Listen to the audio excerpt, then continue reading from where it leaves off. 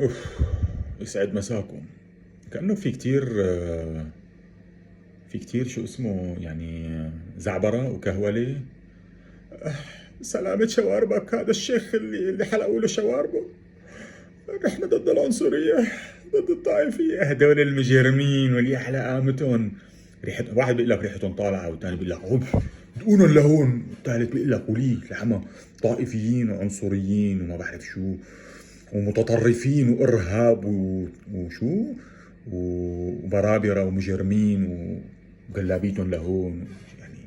شوفي، لما كان الوشم تبع بشار الاسد وابو حيدر ابو ضراب الصخن وابو يقظان وابو علي وابو ما بعرف مين، كنتوا خرسانين وساكتين.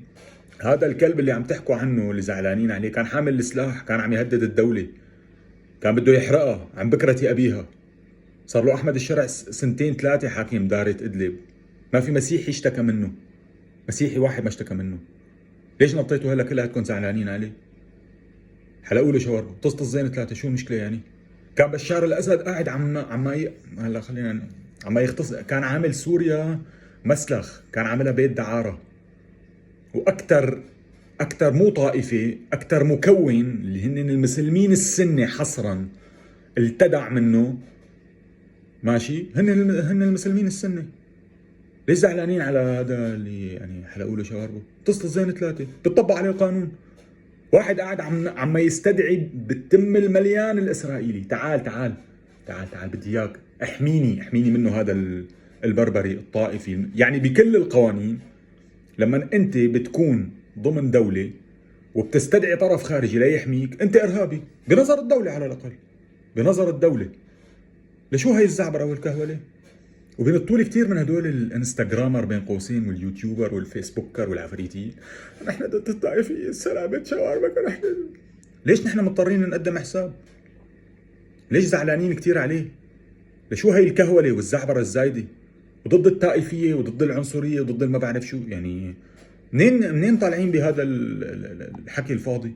مين اللي قال لكم انه انتم اصلا لازم تتصدروا المشهد وتقدموا حساب، وانه نحن ضد هذا الشيء؟ لا، نحن مو ضد، نحن مع، ونحن بنشد على ايد الدوله. نحن بنشد على ايد الدوله. الزلمه ما صار له مستلم يعني فتره 7 8 اشهر، صرتوا ما شاء الله بدكم اياها لسوريا الفردوس الاعلى. خرسوا وسدوا حلقكم، والله جد، خرسوا وسدوا حلقكم. ما حدا طلب منكم تاكلوا هوا، تتفلسفوا وتقسموا الصف فوق ما هو مقسم ل 600 مليون جهه، واحترام الراي والراي الاخر. مين اللي قال لكم انه رايكم يستحق الاحترام؟ رايكم يستحق انه ينحط بالزباله، بالزباله، بالزباله حصرا. انتوا قاعدين عم تشرذموا الصف، انتوا مالكم قاعدين عم توحدوا سوريا، انتوا قاعدين عم تقسموها فوق ما هي مقسمه. مين اللي قال لكم انه النموذج تبعكم نحن قبلانين فيه؟ قال النموذج، قال كل السوريين مجمعين على الاسلام السني المعتدل. شو يعني اسلام سني معتدل؟ قال الاسلام السني المعتدل اهم شيء ما تكون مرتك بالنقاب، انت طائفي، انت بربر، اهم شيء ما تكون بتصلي او بتلبس جلابيه، بتطول دقن، وبتحلق شواربك.